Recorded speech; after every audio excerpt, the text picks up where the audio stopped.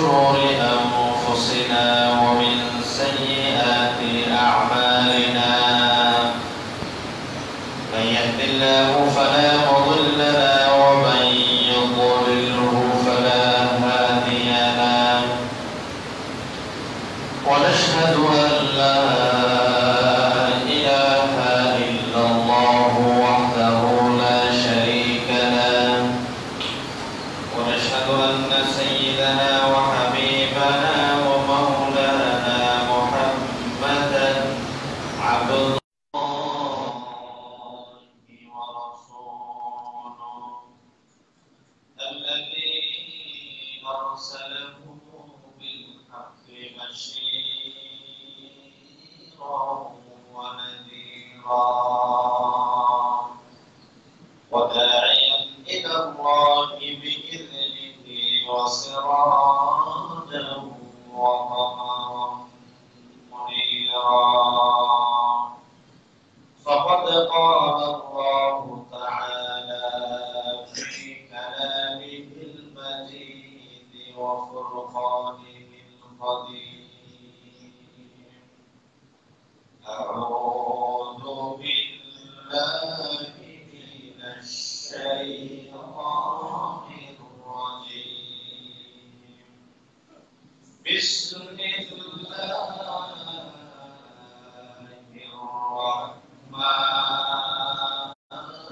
الرحيم إن الله وملائكته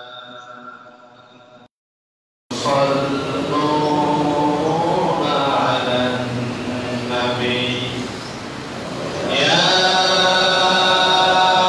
أيها الذين آمنوا صلوا عليه وسلموا تسليما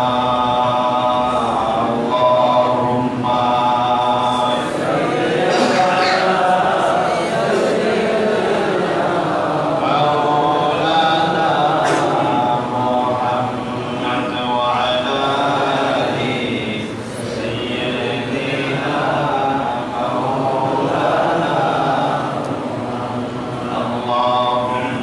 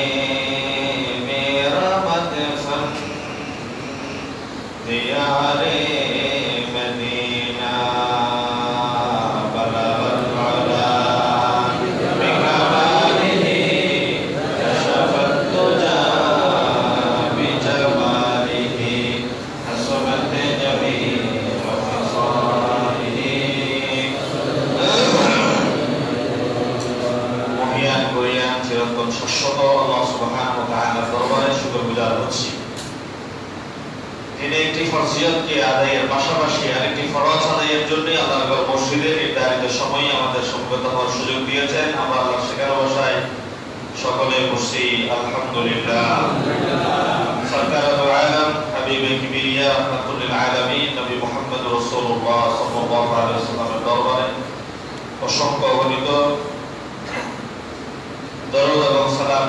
করছি যিনি বিশ্বজাহানের রহমত, দয়া, করুণা আল্লাহ তাআলা যাকে এই জমিনের জন্য উত্তম রহমত এবং জাতির জন্য কান্ডারি বানিয়ে পাঠিয়েছেন, আমরা সেই রাসূলের উপর লক্ষ করে দরুদ সালাম নিবেদন করে গত জুমার অবশিষ্ট অংশ আজকে আমরা শেষ করার অভিপ্রায় ব্যক্ত করছি। আপনাদের দোয়া কামনা করছি, আল্লাহ যেন আমাদের নির্ধারিত সময়ে কথা শেষ করার তৌফিক দেন, বলি আমিন। গত জুমায় আমরা আল্লাহর পয়গম্বরের একটা লম্বা হাদিসকে সামনে রেখে কথা শুরু করেছিলাম যে আজওয়া খেজুর যেই সাহাবীর হাতে লাগানো হয়েছিল, যেই সাহাবীর উসিলে আজওয়া খেজুর পেয়েছি, হযরত সালমান ফারসি রাদিয়াল্লাহু তাআলা তিনি বর্ণনা করছেন একটি হাদিস। লম্বা হাদিসের মাঝামাঝি পর্যন্ত আমরা গিয়েছি। ওয়া হুয়া শাহরুস সবর ওয়া সবরু তাওয়াবুল জান্নাহ। এই মহিমান্বিত মাস রমাদান হচ্ছে সবরের মাস, আর এমন সবর যে সবরের প্রতিদান সরাসরি জান্নাত। সুবহানাল্লাহ। সবরের ব্যাখ্যাও দিয়েছিলাম, কি সবর, কি ধৈর্য, কি পেশেন্সি এখানে আছে। আজকে মোটামুটি পরিবেশটা একটু শীতল আছে, ঠান্ডা আছে। আমারও প্রশ্ন খুব কঠিন হয়েছে, এই জন্য আমি 12:30টার সময়কে 11:30টায় কমিয়ে আজকে তাড়াতাড়ি আসার সুযোগ পেয়েছি। আল্লাহ তাআলা আমাদের জন্য আজকের দিনের মতো মাহ রমাদানের শেষ পর্যন্ত বান্দা পরিবেশকে অনুকূলে করে দিয়ে সিয়াম সাধনা যেন কষ্ট অনুভব না করে আল্লাহ সহজ করে দিন, বলি আমিন। এই যে ধৈর্য, অনেকেই এই 2 দিনের মধ্যে অনেকের হয়েছে আজান খুব কাছাকাছি সময়, 5 মিনিট সময় আছে, হঠাৎ কেউ এসে দরজায় নক করলো, অথবা আপনার ঘুম ভাঙলো, আপনি দেখছেন যে আজানের কাছাকাছি সময়, রাতেও খান নাই, রাতে রুটি খান, এখন রান্না করে প্রস্তুতি নিয়ে খাওয়া, সেহরি গ্রহণ করা এটা অসম্ভব। এরকম অনেকে আছে না নাই? আছে। আমি তার মধ্যে একদিন গত পরশু খুব কাছাকাছি সময় জামা পেরেছি, তাড়াহুড়া করা হয়েছে।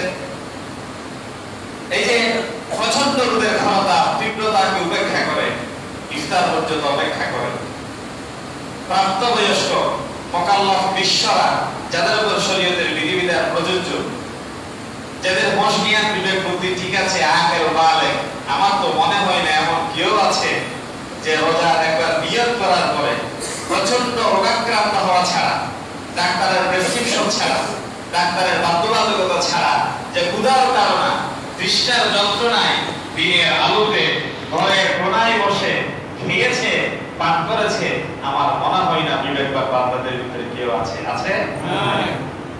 অসবর তাওয়াবুল জান্নাহ। গত জুমায় যে ব্যাখ্যাটা দিয়েছিলাম, প্রত্যেকটা ক্যালেন্ডার আপনারা একটা হাদিস দেখতে পাবেন। প্রত্যেকটা ক্যালেন্ডার এই হাদিসের শুরুতে একটা কথা পাবেন যে ক্বাল আল্লাহ, আল্লাহ বলেছেন, শেষে আছে হাদিস, শুরুতে আছে আল্লাহ বলেছেন।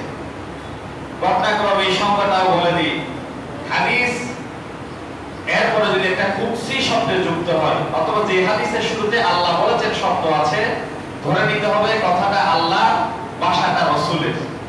ঠিক ক্যালেন্ডারে যে হাদিসটা আজকে সমাদৃত, সব জায়গায় বিবৃত, সব জায়গায় বহুল প্রচারিত, এই হাদিসটা হচ্ছে হাদিসে কুদসি। আল্লাহ তাআলা বলেন, আস-সাওমু লি ওয়া আনা আজজি বিহি ওয়া আজজি, রোজা আমার জন্য, এর প্রতিদান আমি নিজে দিব। এই কথা বলা হয় নাই, এর প্রতিদান স্বয়ং আমি আল্লাহ নিজে। সুবহানাল্লাহ।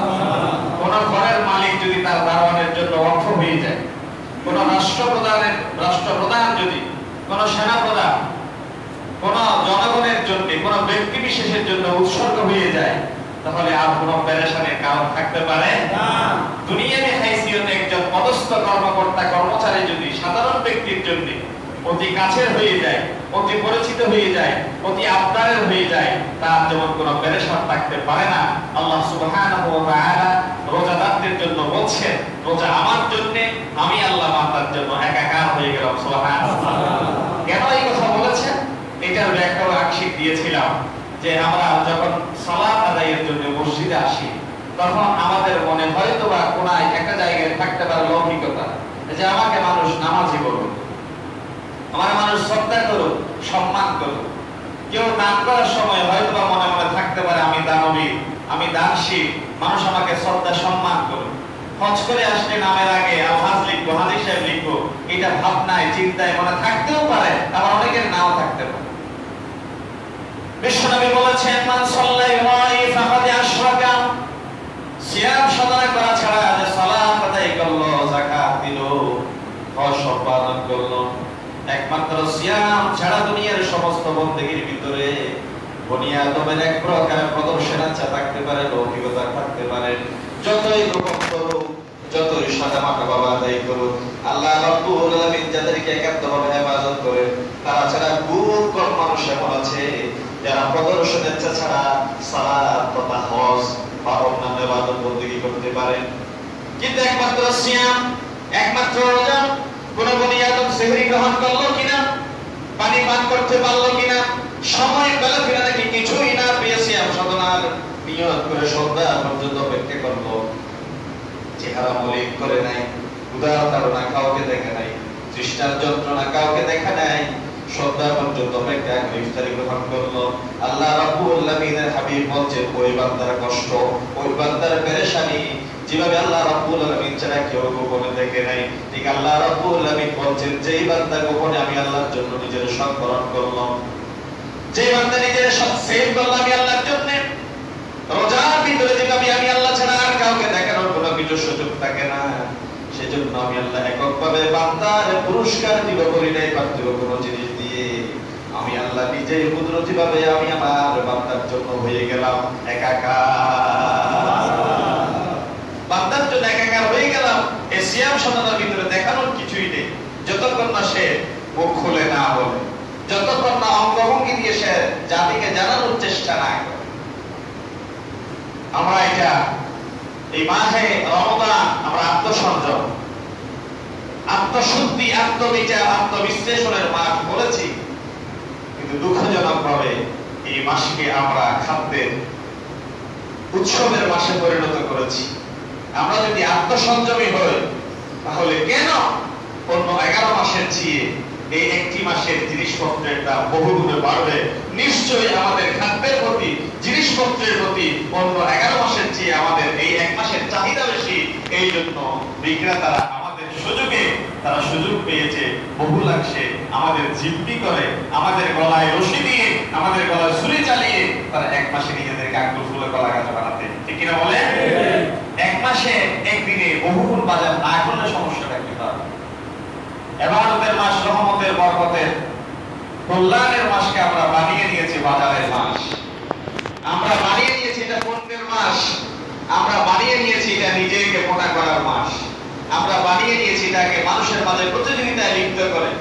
বিভিন্ন মসজিদে গোছানাবেজ দিয়েছি, আমি দেখেছি অনেক প্রতিষ্ঠিত মানুষ, অনেক ভালো মানুষ, অনেক দিনদার পরহেজগার মানুষ, ইনি ইনার ব্যবসার জন্য, ইনি ইনার নিজের স্বকীয়তা টিকিয়ে রাখবার জন্য তিনি কোরআনে কারীমের খতমে তারাবি নামাজ পড়ার সুযোগ পান না, সূরা তারাবি আদায় করেন। অনেক মানুষকে আমি চিনি জানি, তারাবি নামাজ পড়তে সময় কতক্ষণ লাগে? 1.5 ঘন্টা, বড় জোর 1.5 ঘন্টা থেকে 2 ঘন্টা সময় লাগে। এই 2 ঘন্টা সময়ের বছরের 11 মাস থেকে একটি মাসে আলাদা না করে তিনি তার ব্যবসাকে গোটাতে পারলেন। অথচ আমি গত পরশুদিন রাতে অনেকের জবাব দিতে গিয়ে বলেছি, অন্যান্য মাসে আপনি চাইলেও এই নফল নামাজ জামাত আদায় করতে পারেন না, বিতির নামাজ জামাত আদায় করতে পারেন না। এই সুন্নাহ নামাজ, এই নফল নামাজের গুরুত্ব আল্লাহ এবং তার রাসূলের কাছে কত বেশি হলে পরে আল্লাহ তাআলা জামাতে ডাকবেন পিটাই একসাথে এই নামাজ আদায়ের ব্যবস্থা করেছেন। সুবহানাল্লাহ, কত গুরুত্বপূর্ণ হলে পরে এই সুন্নাহ নামাজে। আমি 3 বার বলেছিলাম, আমি আমার জীবনের অর্জিত মাদ্রাসার জ্ঞান, বিশ্ববিদ্যালয়ের জ্ঞান, পার্সোনালি অর্জিত জ্ঞানকে এক জায়গায় একত্রিত করে বলেছি, কেউ যদি মিথ্যার আশ্রয় না নিয়ে থাকে, কেউ যদি কোরআন হাদিসের অপব্যাখ্যা না করে থাকে, কেউ যদি জাতিকে ধোঁকা না দিয়ে থাকে, নফল নামাজ এই রমজান মাস ছাড়া ডাকডোর পিটায় আহ্বান করে কোন বিশেষ জায়গায় জায়েজ নাই, জায়েজ নাই এবং জায়েজ নাই। কেউ যদি বলে থাকে জায়েজ আছে, তাহলে হয় তিনি মিথ্যার আশ্রয় নিয়েছেন অথবা তিনি পকেট বাড়ি করার চিন্তা করেছেন। আমি অনেক ভালো ভালো আলেমকে চিনি, আমাদের পার্শ্ববর্তী বড় মাদ্রাসার মুহাদ্দিস, বড় মাদ্রাসার প্রভাষক, চট্টগ্রামের বিখ্যাত মসজিদের খতিব, নাম বললে চিনবেন। তিনি তার মুসল্লিদের সাথে নিয়ে সবে বরাতে বলছেন যে আপনারা যারা আমরা 12 রাকাত নামাজ একসাথে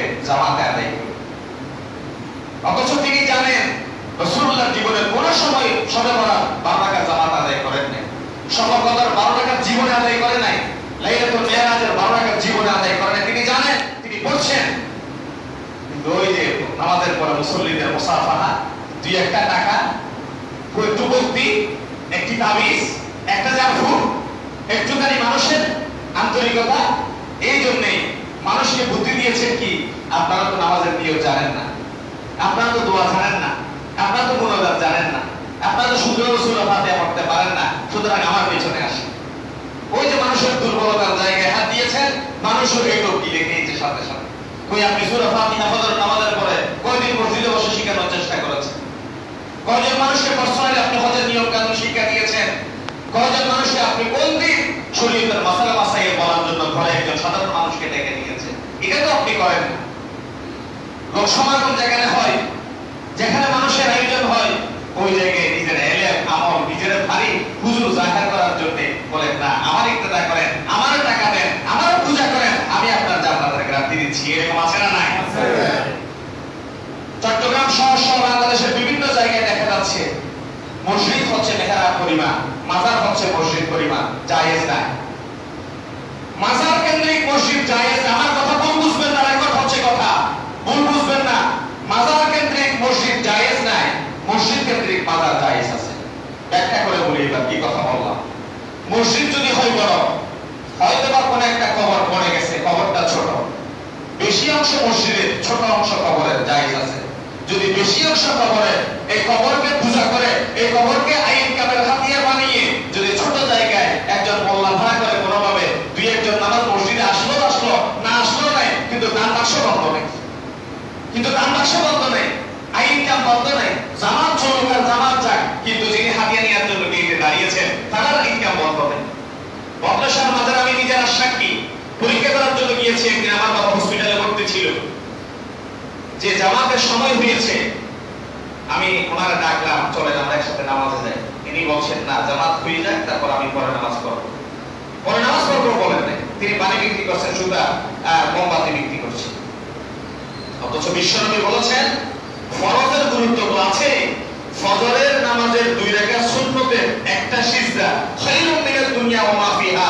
আকাশ এবং জমিনের সমস্ত নিয়ামত যদি এক পাল্লায় দেন, আর ফজরের সুন্নতের একটা সিজদা যদি আরেক পাল্লায় দেন, আল্লাহর কসম ফজরের একটা সিজদার পাল্লা সবচেয়ে বেশি ভারী হবে। আল্লাহু আকবার। ফজরের একটা সুন্নতের একটা সিজদার মর্যাদা যদি এত বেশি হয়, তাহলে এই ফরজের গুরুত্ব কি পরিমাণ হতে পারে আপনি কি একবার ভেবেছেন?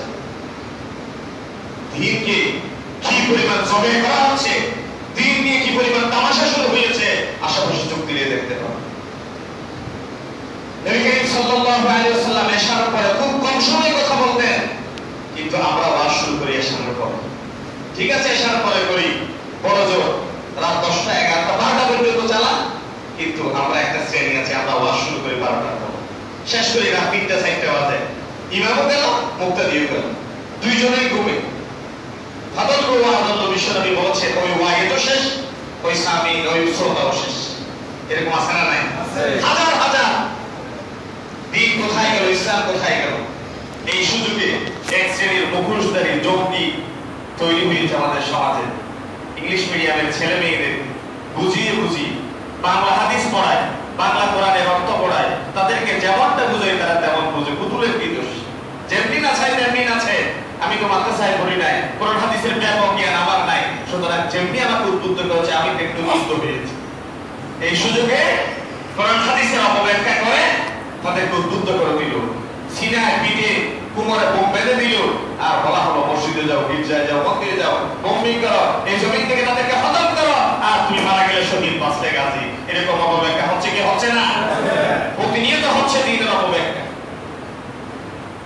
আমার ভয় হয় ইমাম মাহদী আলাইহিস সালাম আসতে আর বেশি দিন নাই, ঈসা আলাইহিস সালাম আসতে আর বেশি দিন নাই। কারণ আমার ডায়েরিতে কিয়ামতের আলামতের যে সমস্ত লক্ষণগুলো আছে, কেউ চাইলে আমি ফটোকপি করে দিব। সমস্ত কিয়ামতের আলামত আমি এক জায়গায় একত্রিত করেছি, একটি লক্ষণও এমন নাই যেটা এখন প্রকাশিত না হয়ে জমিনে আসবে। প্রত্যেকটা আলামত প্রকাশিত হয়ে গিয়েছে। আমরা যাদেরকে জান্নাতের গ্যারান্টি দিই, আমরা যাদেরকে জান্নাতের সুসংবাদ দিই, আমাকে রাজি করেন, আমাকে টাকা দেন, আমার থেকে ফু নেন, আমার থেকে তাবিজ নেন, আমার থেকে যা ফুক নেন, আমি আপনারা জান্নাতের গ্যারান্টি দিব। পৃথিবীর কোন নবী এবং রাসূলকে পর্যন্ত আল্লাহ তাআলা বিশ্বনবীর আগে জান্নাতের গ্যারান্টি দেন নাই, রাসূলুল্লাহর আগে জান্নাতের গ্যারান্টি দেন নাই। আর রাসূলুল্লাহ বলছে আমার হাতে জান্নাতের কড়া, আমার হাতে জান্নাতের চাবি, আমি প্রথম কবর থেকে কাপড় পরিহিত অবস্থায় উঠবো, আমি প্রথম খতনা করা অবস্থায় উঠবো, আমার পায়ে প্রথম স্যান্ডেল থাকবে, আমার শরীরে প্রথম জামা থাকবে, আমি আল্লাহ আরশের ডান পাশে গিয়ে প্রথম সিজদায় থাকবো, ওয়ালা ফাখর, কোনো গর্ব নাই, আমি সর্বপ্রথম আমার গরীব উম্মতদেরকে নিয়ে জান্নাতে যাব। সুবহানাল্লাহ। লম্বা হাদিস আমার এই ডায়েরিতে আছে, বেশি দূরে যাইতে হবে না, নামাজের পর দেখাবো চাই।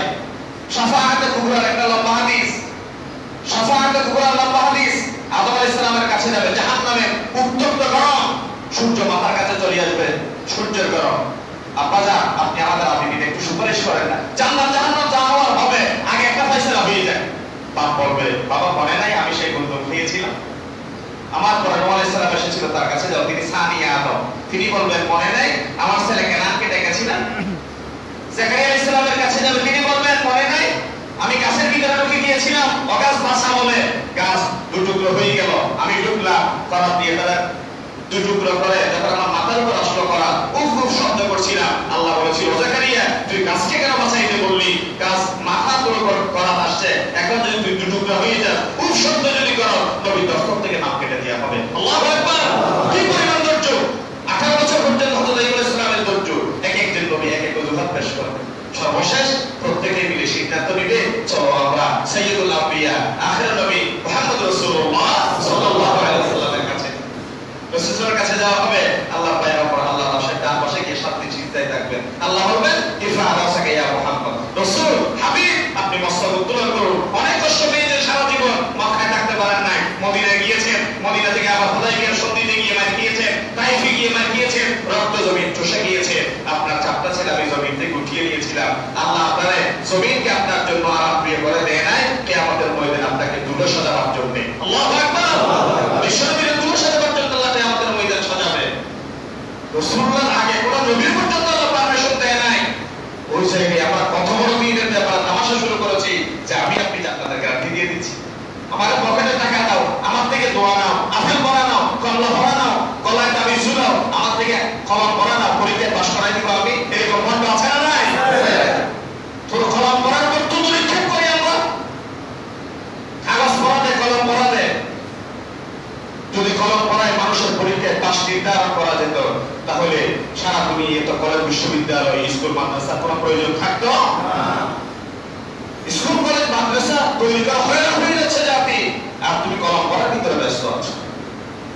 কোন জমিনা লম্বা করি, মাছ করলিরা দুই করলি, কাটা পাঞ্জাবিরা মোটা পাঞ্জাবি, এই নিয়ে জাতি আজ বিভ্রান্ত। এই বিভ্রান্তির ভিতরে দিনকে সবাই করা হচ্ছে। ফিলিস্তিনের জমিনে ঘুম নাই, মায়ানমারের জমিনে ঘুম নাই, ইরাকের জমিনে ঘুম নাই, আর আজকে আমরা জিনিসপত্রের দ্রব্যমূল্যের বহুগুণ দাম বাড়িয়ে দিয়ে মুসলিম উম্মাহকে জিম্মি করে রেখে আমরা এই রোজার মাস রহমতের সিয়াম পালনের মাসকে যেন একটা উৎসবের মাসে পরিণত করেছি। ঠিক কিনা বলে? এটা যেন একটা উৎসবের মাস। কতজনের হক পেয়ে গেলাম, বাজারটা প্রয়োজন বলে আগে করে নেয়, প্রয়োজন হলে রমজানের আগে বাজারে যান, রমজান মাসে ইবাদতের ভিতরে কাটা না, মোল্লার কথাই থাক, মোল্লার তো মসজিদ পর্যন্ত হুজুরের কথাই বলবে, সে আমার আধুনিকতা সম্পর্কে কি জানে, সে আমার প্রগতি সম্পর্কে কি জানে? পৃথিবীর মাটি এমন এক নিষ্ঠুর জিনিসের নাম, মাটি হচ্ছে এমন এক নিষ্ঠুর জিনিসের নাম, এই মাটির ভিতরে যাওয়ার আগ পর্যন্ত, এবং হাদিসে আছে এই পৃথিবীর মানুষকে গলা, পেট এবং এই কণ্ঠনালী, এই মুখ পর্যন্ত মাটি ছাড়া পৃথিবীর কোনো জিনিস দিয়ে ভরাট করে তা সন্তুষ্ট করতে পারবে না। আর মাটি দিয়ে মানুষের গলা, পেট ভরাট করতে পারবে একমাত্র তখন যখন তার মৃত্যু হবে। এমন অনেককে দেখেছি লাশ দাফন করা হয় নাই, ফ্ল্যাটকে এক ঘন্টা নিবে, জমিকে এক ঘন্টা নিবে, বিল্ডিং কে এক ঘন্টা নিবে, সম্পদকে কোন দিকে পাবে, এই বাগবাটোয়ারায় মারামারি, লাশ একদিকে, ছেলে মেয়েরা মারামারি, মাথা লাফালাফি হয়ে হসপিটালে ভর্তি আছে না নাই? অসংখ্য মানুষের প্রমাণ জমিনে আছে। কি রেখে যাচ্ছেন আপনি জমিন? কার জন্য রেখে যাচ্ছেন? সবকাই জারিয়া, যেভাবে আছে গুনাহে জারিয়াও আছে। আপনি ছেলে মেয়েদের জন্য যেভাবে মসজিদ, মাদ্রাসা, স্কুল, কলেজ যেভাবে লাইট ফ্যান দিয়ে আপনার আমলনামাকে সমৃদ্ধ করছেন, ঠিক গুনাহে জারিয়ার জন্য একটি সুন্দর দামি সেটাই যথেষ্ট। এক সময় সিনেমা দেখার জন্য শহরে যেতে হতো গ্রামগঞ্জ থেকে, বেশ্যামেশ সরকারি ব্যাংকে যাওয়া লাগতো। এখন সুদ ভিত্তিক লেনদেনের জন্য গ্রাম থেকে বের হতে হয় না, আর সিনেমা দেখার জন্য শহরে যেতে হয় না, পকেটে হাত দিলে যথেষ্ট। আর বেশ্যা নর্তকীদের সাথে যোগাযোগ করতে রেল স্টেশনে যেতে হয় না। এখন আশেপাশে চোখ বুলে দুই একটা বের দিয়ে আসে, ঠিক কিনা? আমি কি মিথ্যা বলছি? প্রত্যেকের হাতের নাগালে সবকিছু কত সহজলভ্য হয়ে গিয়েছে। সুতরাং এই সময় আমরা জীবনে যে ভুলটা করেছি আমরা জানি না, আজকে যদি আমাদের মৃত্যু হয় আমাদের ছেলে মেয়েরা কি নিরাপদ জীবনে থাকবে না অনিরাপদ ভবিষ্যতে থাকবে, এটা আমরা নিশ্চয়ই দিতে পারছি। আর আমরা যদি আমাদের ছেলে মেয়েদের জন্য একটু অনিরাপদ ভবিষ্যৎ দিয়ে যাই, তাহলে দুনিয়ার জমিন তো শান্তির নগরে ছিল না আমার জন্য, মৃত্যুর পর খবরও আমার শান্তির পুরি হবে না। দুনিয়ার জমিনে ছেলে মেয়েদের দ্বারা কয়জন শান্তি পেয়েছেন জানি না। বউয়ের হাতের 3 বেলা রান্না খেয়ে সকালে 4 রাত্রিবেলায় আরাম বিছানায় কয়জন ঘুমিয়েছেন জানা নাই। দুনিয়ার জমিন ছিল অশান্তির দাবানল ছিল, মৃত্যুর পরে বেশি দিন নাই। আজকে যদি মৃত্যু হয় ছেলে মেয়েদের গুনাহে জারির কারণে কবরে যাওয়ার পরও কবরে জট ফেলে দিল, রাতের পর রাত তাহাজ্জুদ গুজারি হলো, রাতের পর রাত কোরআন তেলাওয়াতের ভিতর কাটাই দিল, ছেলে মেয়েদেরকে যদি বিপদে দেন বাঁচার কোনো উপায় আছে? আসুন আমরা কথা বলি। ওহুয়া শাহরুস সবর, চরম ধৈর্যের মাস, চরম ধৈর্যের মাস। এটা বাজারে উৎসব পালনের মাস নয়, এটা খাদ্যে উদরপূর্তি করার মাস নয়। ইরানের খোমেনি আমেরিকার এক শাসককে একদিন হুঙ্কার ছেড়ে বলেছিল যে খাদ্য অবরোধ করার জন্য যখন আমেরিকা হুঙ্কার দিয়েছিল ইরানকে, তখন খোমেনি জবাব দিয়েছিল, তোমরা কারে খাদ্যের সংকটের কথা বলো? যে জাতি বছরের 12টি মাসের মধ্যে একটি মাস স্বেচ্ছায় উপবাস থাকে, সকাল থেকে সন্ধ্যা পর্যন্ত না খেয়ে থাকা প্র্যাকটিস করে, এই জাতিকে তোমরা খাদ্য অবরোধ দিয়ে কষ্ট ফেলার ভাবনায় আছো? খবরদার, এই জাতি না খেয়ে থাকার অভ্যাস নিজের থেকেই করে। তোমাদের খাদ্য অবরোধকে আমরা বৃদ্ধা করি, প্রদর্শন করি, ঠিক কিনা বলে?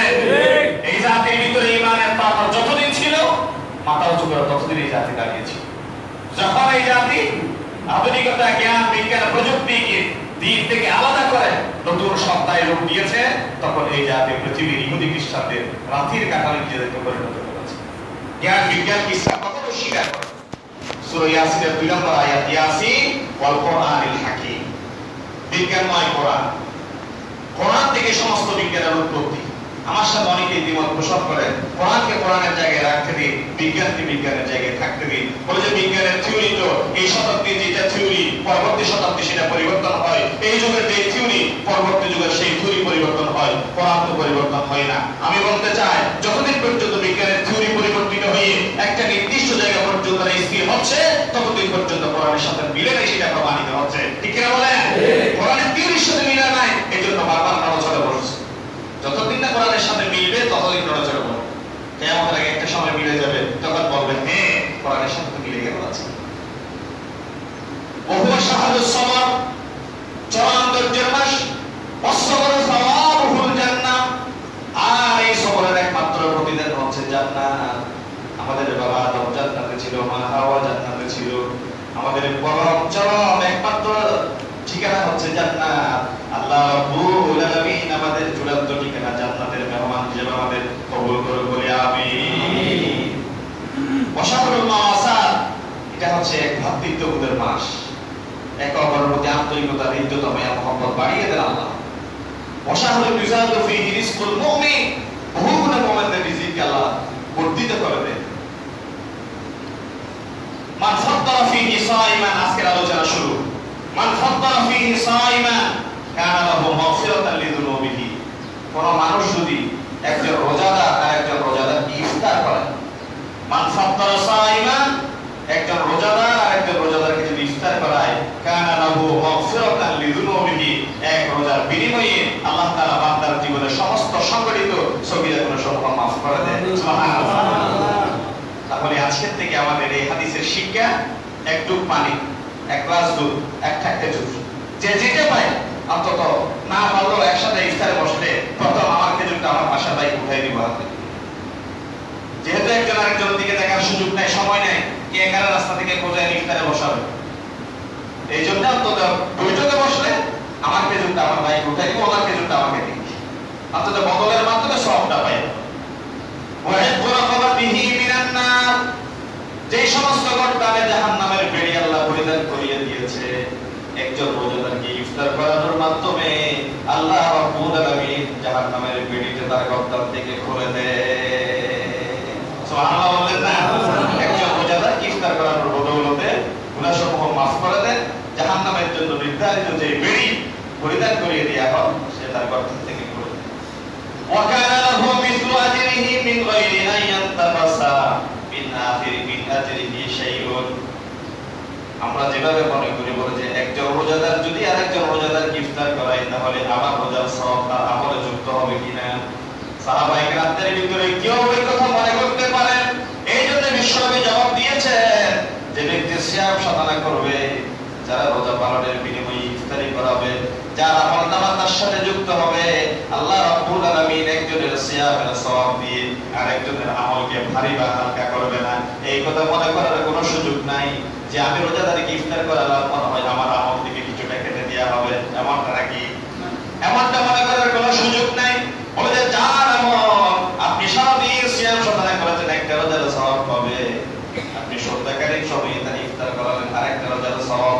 সুতরাং একটা দিন কষ্ট করে সিয়াম সাধনা করলে রোজাদারকে ইফতার করানোর বদৌলতে একদিনের দুইটা রোজার সওয়াব আপনার আমলনামায় আল্লাহ যোগ করে দিবে। রোজা রাখলেন একটি, দুইটা রোজার সওয়াব আল্লাহ আমলনামায় যোগ করে দিবে। বললেন ইয়া রাসূলুল্লাহ, সাহাবায়ে কেরাম প্রশ্ন করলেন ইয়া রাসূলুল্লাহ লাইসা কুল্লুনা নাজিদু মা নুফাদ্দিলু বিহি সাইম। ইয়া রাসূলুল্লাহ, রোজাদারকে কেমনে আমরা ইফতারি করাবো? আমাদের তো সেই সামর্থ্য নাই, আমরা তো রোজাদারকে ইফতারি করাইতে পারি না। আল্লাহর পয়গম্বর বলেছেন মান ফাত্তারা সাইমান বারবাতিল লাবানিন আও তাওরাতিন আও শারবাতিন মিন মাইন। যদি কোন মানুষ কোন রোজাদারকে একটু পানি দিয়ে, একটু দুধ দিয়ে অথবা একটু খেজুর দিয়ে, এক লোকমা একটু পানি দিয়ে, তিনটা জিনিস বলেছেন, সাইমান আলা বারবাতিল লাবানিন একটুখানি দুধ, আও তাওরাতিন একটা খেজুর, আও শারবাতিন মিন মা অথবা একটুখানি পানি দিয়ে যদি তার ইফতার করায় আল্লাহ রাব্বুল আলামিন তার আমলনামায় একটি রোজার সওয়াব লিপিবদ্ধ করে দিবে। পরিমাণ লিখে দিয়েছেন, কি পরিমাণ? একটু পানি, একটু দুধ অথবা একটা খেজুর। তারপরে ওমান আশবা সাইমা, যদি তৃপ্ত সহকারে কেউ কাউকে ইফতার করালো, বিশ্বনবী বলেছেন সাকাহুল্লাহু মিন হাউদি শারবাতা, তৃপ্তি সহকারে যে রোজাদার আরেকজন রোজাদারকে ইফতার করালো আল্লাহ তাআলা আমার ওই উম্মতকে আমার হাউস থেকে তারে পানি পান করাবেন। সুবহানাল্লাহ। হাউস কি? হাউস কি সেটা তো বুঝে আসলো না? হাউস মানে হচ্ছে নবী করিম সাল্লাল্লাহু আলাইহি ওয়াসাল্লামের চারজন পুত্র সন্তান উঠিয়ে নিয়েছেন বালেগ হওয়ার আগে। হাউসের কত গুরুত্ব দেখেন। চারজন পুত্র সন্তান আল্লাহ পয়গম্বরের বালেগ হওয়ার আগে আল্লাহ উঠিয়ে নিয়েছে। কাফেররা বলা বলে শুরু করলো মুহাম্মদ রাসূলুল্লাহ সাল্লাল্লাহু আলাইহি ওয়াসাল্লাম লেজ কাটা, ইন্না মুহাম্মাদান আবাতার লিইবনা লাহু ইয়াকুমু মাকামাহু বা'দাহু ফাইদা মাতা ইনকাতা'a যিকরুহু। বলে মুহাম্মদ রাসূলুল্লাহ তো নির্বংশ একজন মানুষ, লেজ কাটা একজন মানুষ, নাউযুবিল্লাহ। তার ইন্তেকালের পরে তার নাম গ্রন্থ মুখে দেওয়ার মতো কোনো সন্তান জমিনে নেই, তার ঘরে বাতি জ্বালানোর মতো কেউ নেই। সুতরাং কেমনে সে নিজের স্থায়িত্বের কথা বলে, কেমনে সে শ্রেষ্ঠ নবীর কথা বলে, কেমনে সে শ্রেষ্ঠ নবীর কথা বলে। আল্লাহ তাআলা অনেক লম্বা কথা সেটি। রাসূলুল্লাহকে ব্যঙ্গ করে যে লেজ কাটা নির্বংশ বলেছে, রাসূলুল্লাহকে নির্বংশ লেজ কাটা বলল, আল্লাহ তাআলার কাছে বিষয়টা খুব লাগলো। সাথে সাথে আল্লাহ জবাব দিচ্ছেন ইন্না আ'তাইনাকাল কাউসার। রাসূল যারা আপনাকে নির্বংশ বলে, যারা আপনাকে লেজ কাটা বলে, আপনার বংশ প্রদীপ নিভে গেল যারা বলে, আমি আল্লাহ ঘোষণা দিচ্ছি ইন্না আ'তাইনাকাল কাউসার, আমি আল্লাহ আপনাকে একটা কাউসার দান করলাম। কি দিলাম? কাউসার দিলাম, হাউস দিলাম। হুয়া হাউদুম মিন হিয়াজিল জান্নাহ, হুয়া নাহরুম মিন আনহারিল জান্নাহ। এটা জান্নাতের একটা নহর হতে পারে অথবা কিয়ামতের ময়দান যেটা হাউজে কাউসার 50,000 বছর কোন ছায়া ছাড়া, কোন বৃষ্টি ছাড়া নিজের ঘামের ভিতর নিজে সাঁতরাবে, নিজের ঘামের ভিতর নিজে ডুবে যাবে, স্ত্রী পুত্র ছেলে মেয়েকে দেখলে দূরে সরে যাবে, ইমাম সাহেব মুসল্লি দেখলে পালিয়ে যাবে, রাষ্ট্রপ্রধান তার জনগণকে দেখলে অনেক দূরে সরে যাবে। একটু যদি পারে পড়ার চেষ্টা করবে সেটা সূরা তাকবীর সূরা আবাসা, সূরা আবাসা, ইয়াউমা ইয়াফিরুল মারউ মিন আখি, ভাই ভাইকে দেখতে দূরে সরে যাবে, ওয়া উম্মিহি ওয়া আবি, মা বাবা থেকে আলাদা হয়ে যাবে, ওয়া সাহিবাতিহি ওয়া বানি, কোথায় যাবে ভাই, কোথায় যাবে বোন, লিকুল্লি ইমরিইন মিনহুম ইয়াউমাইদিন শাআনুন ইউগনি, প্রত্যেকে নিজ নিজ কাজে ব্যস্ত থাকবে, শুধু একটাই শব্দ, একটাই ধ্বনি, সেটা হচ্ছে ইয়া নাফসি ইয়া নাফসি। সেদিন কি হবে? ইয়া নাফসি ইয়া নাফসি, কোনো শব্দ নাই। সেই দিন আল্লাহ তাআলা বলছেন ইন্না আতাইনাকা কাউসার, রাসূল আমি আপনাকে একটা কাউসার দিলাম, চারটা সন্তান নিয়ে আসলাম, চারটা সন্তান নিয়ে আসলাম, বিনিময়ে কাউসার দিলাম। 50,000 বছর যখন দাঁড়িয়ে থাকতে হবে, 7 শ্রেণীর মানুষকে আমি আল্লাহর নিচে ছায়া দিব। ওই 7 শ্রেণীর মানুষকে বাছাই করে করে আপনি নদীর হাউস থেকে পানি পান করাবেন। ওই দিন আপনি নদীর হাউস ছাড়া দুনিয়ার কোনো পানি পাওয়া যাবে না। আপনি নদীর হাউস থেকে এক ফোঁটা পানি যে পান করতে পারবে, বিচার দিবস পর্যন্ত তার তৃষ্ণার্ত হবে না। তার তৃষ্ণা আল্লাহ রাব্বুল আলামিন এভাবে নিবারণ করে দিবে। বিশ্বনবীর সাথে সাথে থাকবে, আরশের নিচে ছায়া পাবে, আর তৃষ্ণার্ত হবে না। যে হাউস থেকে এক ফোঁটা পানির মূল্য এত বেশি, আল্লাহ রাব্বুল আলামিন দুনিয়ার 4 জন সন্তান নিয়ে গেলেন, বিনিময় উপরন্ত করলেন, পরবর্তীতে সেই হাউস দিয়ে আপনার জীবনটা তিনি ধন্য করে দিলেন। বলে সুবহানাল্লাহ। বিশ্বনবী বলেছেন ওমান আশফা সাইমান সাকাহুল্লাহু মিন হাউদি শারবাতান লা ইয়াসমাউ হাত্তা ইয়াদখুলাল জান্নাহ, ব্যাখ্যা করে দিয়েছেন এমন হাউস থেকে পানি পান করাবে, যে হাউস থেকে পানি পান করলে পরে কিয়ামত বিচার দিবস পর্যন্ত আর বনি আদমের তৃষ্ণা হবে না। তারপর বলা হচ্ছে ওয়া শাহরুন আউয়ালুহু রাহমাতুন ওয়া আওসাতুহু মাগফিরাতুন ওয়া আখিরুহু ইতকুম মিনান নার। আমরা আমাদের সমাজে প্রচলন করেছি রহমত, মাগফিরাত, নাজাত, যেটা হাদিসে আছে। প্রথম দশক হচ্ছে রহমত, দ্বিতীয় দশক হচ্ছে মাগফিরাত, তৃতীয় দশক নাজাত। যদিও এটা আমরা ভাগ করেছে, কিন্তু রমজানের প্রত্যেকটা সেকেন্ডের মর্যাদা সমান। ইল্লা লাইলাতুল কদর, লাইলাতুল কদর ছাড়া মাহে রমজানের প্রত্যেকটা সেকেন্ডের মর্যাদা সমান। প্রত্যেকটা সেকেন্ড তওবা কবুল হবে, প্রত্যেকটা সেকেন্ড দোয়া কবুল হবে, প্রত্যেকটা সেকেন্ড আল্লাহ বনি আদমের গুনাহ মাফের জন্য ডাক দিচ্ছে। সুবহানাল্লাহ। বিশেষ রাত, দিন, ইফতারের সময়, ফজরের পরে, এটা ভাগাভাগি করার দরকার নাই, যদিও এরকম কিছু সময় আছে, কিন্তু মাহে রমজানের প্রত্যেকটা মুহূর্ত দোয়া কবুলের সময়। এরপরে কথাটা ভালো করে খেয়াল করতে হবে। ওমান খাফফা আন মামলুকিহি ফি গফারাল্লাহু লাহু ওয়া আতাকাহু মিনান নার। কোন মানুষ যদি তার অধস্থ কর্মকর্তা কর্মচারীর কাজকে এই মাসে হালকা করে দেয়, কোন মানুষ যদি তার অধস্থ কর্মকর্তা কর্মচারী, কাজের ছেলে কাজের মেয়ের কাজকে হালকা করে দেয়, গফারাল্লাহু লাহু, আল্লাহ তাআলা তার মাফ করে দিবে, ওয়া আতাকাহু মিনান নার, জাহান্নামের আগুনকে তার জন্য হারাম করে দিবে। সুবহানাল্লাহ। আমরা গত ঈদের গত মাহে রমজান আমি এই বিষয় নিয়ে দীর্ঘক্ষণ কথা বলেছিলাম। আমরা ইফতার গ্রহণের পরে, আমার কথাগুলো একটু কান খাড়া করে শোনার জন্য আমি অনুরোধ করব। ইফতার গ্রহণের পরে অনেক রকমের আইটেমে আমরা ইফতার করি। জুসের একটা বাটি, একটা গ্লাস, পেঁপে, তরমুজের, আমের, ছোলা মুড়ির, চাল মুড়ির, যত আইটেম থাকতে পারে, একটা হরলিক্সের, একটা হালিম, একটা ফিন্নি, 20-30টা আবার ডাইনিং টেবিল ভর্তি। আমরা ভদ্রলোকগত খেয়ে চলে গেলাম, কেউ নামাজে গেলাম। আর ইফতারের পর তো এটা প্রকৃতিগত ব্যাপার, ক্ষুধার যন্ত্রণায় সারাদিন থাকতে থাকতে যখন খালি পেটে আপনি কিছু না দিয়ে যদি পানিও দেন, আপনার শরীরটা নামাজের পরে আর টিকে থাকবে না। মিস্টার সাথে অবশ্যই মিতালি খেলতে চাই, অবশ্যই মিস্টার সাথে ফ্ল্যাট হয়ে যেতে ইচ্ছা করবে। আমরা আপনারা সকলে মিলে ইফতার করলাম। আমরা আমাদের কাজের ছেলে মেয়েটার ইফতারে দিই ছেড়ে, অথবা তার আলাদা শরীর দিচ্ছে একটা রোগ। কিন্তু আমরা তো ইফতার করার পরে কেউ বিছনায়, কেউ মসজিদে, কেউ কাজে চলে গেলাম। এই বিশাল বাটির বহর আমরা লাগিয়ে দিলাম তার হাতে। এটা না দিতে বলছি, এটা তার কাছে সে করবে, কিন্তু সেও তো রোজা রেখেছে। এই কাজটা তার হাতে দেওয়ার পরে অ্যাক্সিডেন্টলি একটা বাটি পরে থেকে গেল। অ্যাক্সিডেন্টলি একটা বাটি তার হাত থেকে ফসকে থেকে যাওয়ার পরে তার গায়ে একটা ছড়টার পর লাগিয়ে দিতে আপনি দ্বিধা করেন না, দেরি করেন নাই। অথচ আপনি জানেন না এই 20-30 আইটেমের ইফতারি সে দুপুর 3টা থেকে এই ইফতারির পূর্ব মুহূর্ত পর্যন্ত, যদিও আপনার গিন্নি তারা সহযোগিতা করেছে, আপনার গিন্নি আপনার বিবি তার সাথে থেকে, অথবা সে আপনার গিন্নির সাথে থেকে 3-4 ঘন্টা ইফতারি তৈরি করে আপনার সামনে পরিবেশন করেছে। পরিবেশিত হওয়ার পর আমি গ্রহণ করলাম, তার কাছে উচ্ছিষ্ট দিয়ে চলে গেলাম এবং কিছুটা অ্যাক্সিডেন্ট হওয়ার পরে আমরা তার উত্তম মধ্যম দিতে দেরি করি। 2 নাম্বার, রাত্রিবেলায় যাদের খাওয়ার অভ্যাস আছে খায়, একটা কাজ সে ইফতারে করলো, আরেকটা কাজ এশারের পরে করলো, আবার 2টা 2:30 বাজে সে উঠে যায়। উঠে গিয়ে আমরা আপনাদের জন্য রান্না বান্না তৈরি করি। রান্না বান্না তৈরি করে আমরা সকলেই কোনো না কোনো ভাবে 2টা রাকাত আল্লাহর সামনে দাঁড়াবার চেষ্টা করি। আমরা 2টা রাকাত আল্লাহর সামনে দাঁড়িয়ে চোখের পানিতে একটু আল্লাহর বলি, আল্লাহ আমার রোজাটা তুমি কবুল করো, আমার সেহরিতে কবুল করো, আমার ইফতারিটা কবুল করো, আমার ভোজনটাকে তুমি শুদ্ধ করে দাও, বলি আমিন। আমরা আল্লাহর দরবারে প্রতিদিন বলি, বলার চেষ্টা করি। কিন্তু আমার যে কাজের মেয়ে যায় সে কখনো 2 রাকাত তাহাজ্জুদ পড়তে পারে না, সেই সুযোগটা তার হয়নি। কারণ আপনি নামাজ পড়ে টেবিলে বসে গেলেন, সে পরিবেশন করলো, রান্না বান্না একটু ঝাল হলো, একটু লবণ হলো, একটুখানি পাতলা হলো, একটুখানি গাঢ় হলো, মন্তব্য করে বসলেন।